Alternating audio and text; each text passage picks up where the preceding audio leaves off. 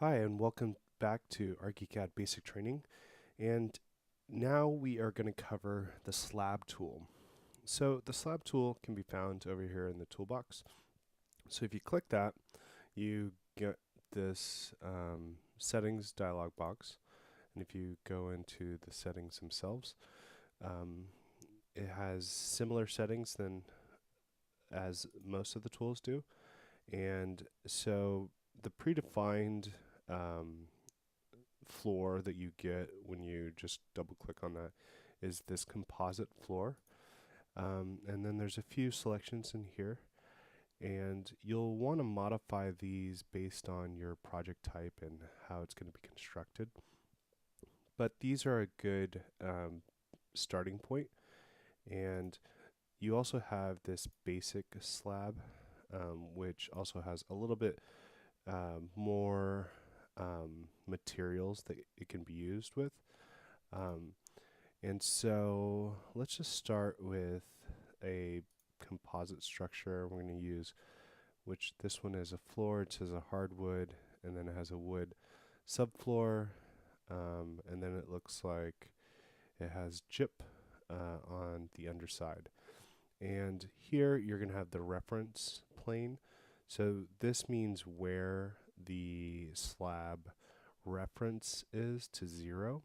So if you put it here, that means that it's measuring, its reference point is at the bottom of the finished floor, or the top of the ceiling, I guess, if you would say. And then this one is at the top of the structure. So this would be to, and this would be to finish floor, and then this would be to the bottom of structure, or the core material. So let's just use this one. And so if we go through here, we can see that, the story that it's going to display on is going to be the home story only. And then we have the different types of cut surfaces and how it's going to be represented when it's actually cut with like a section marker. And these define how it's going to look on plan.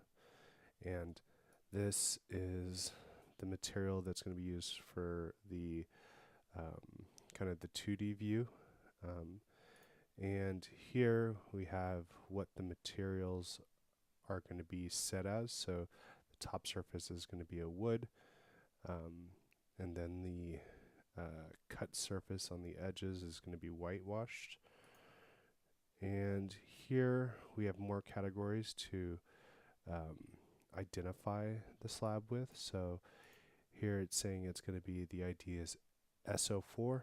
Let's just change that to floor 01, F01, and it's going to be a load-bearing structure, and it's going to be internal.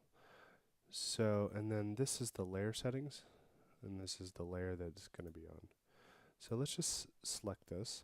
And so here we have different types of geometry methods that we can use. And if you use your scroll button, you can scroll kind of through the list of selections that were similar to what you had in the settings dialog box.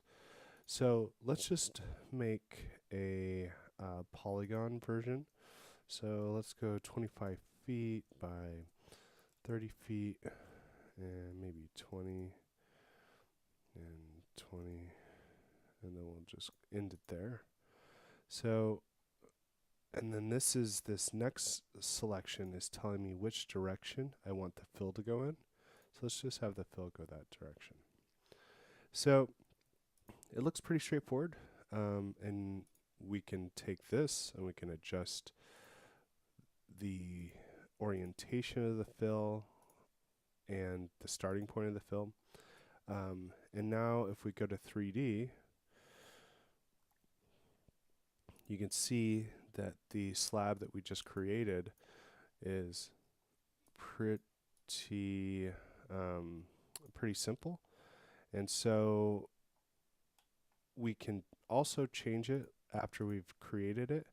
So there I've just changed to a cast concrete floor beam, so we could do a precast. But because I haven't changed the actual materials itself, it's going to look like it was in the other one. But now that I've changed it back so that it's using the materials of the item itself, it looks like concrete. But let's just change it back. So now we can see, and if we look close enough, we can see that it is a composite structure. And again, when you want to adjust these composites, I just absorb by using the Alt or Option button and go to the composites, and it should bring up that hardwood floor, which is overall 11 1/8. So here I can change the properties of my composites, and here you're going to see the ones that are in this column here are the floor.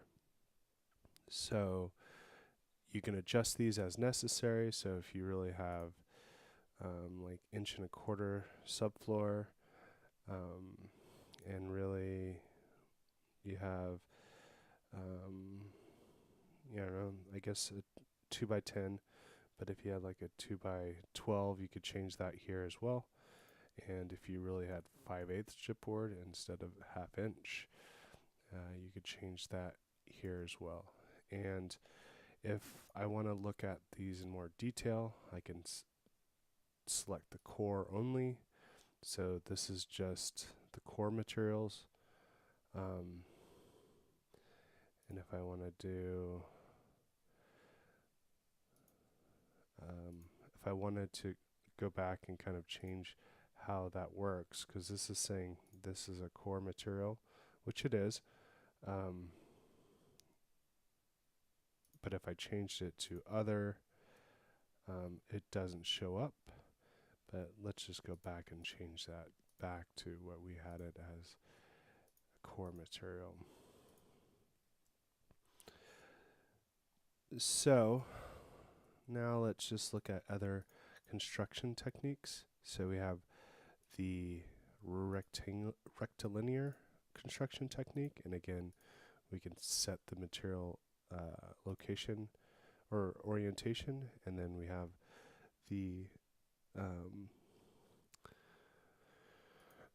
3-point rectangle. So we have 3 points, and then we can set it at whatever direction that we want, and we have a slab. So there's another thing I just want to show you really quick, and this works with most anything.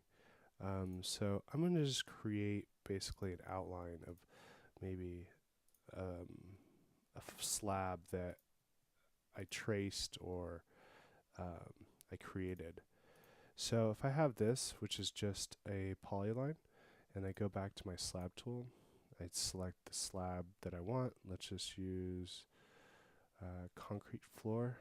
And if I push the space bar and I click on it, and then I set the direction of the material, you can see what I've done is I've basically created my slab based on this outline. So that's just one little technique. It also works with walls. So if you just had the wall tool, you did the same thing. You can select that, or even if you have this.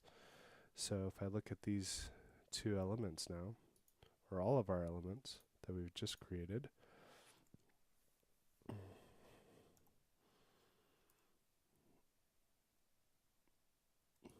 I can see some walls created, and if I take it off of from core to entire model, so this is the slab that we've just created, and these are the walls that match the edge of that slab. So that's basically it for the slab tool.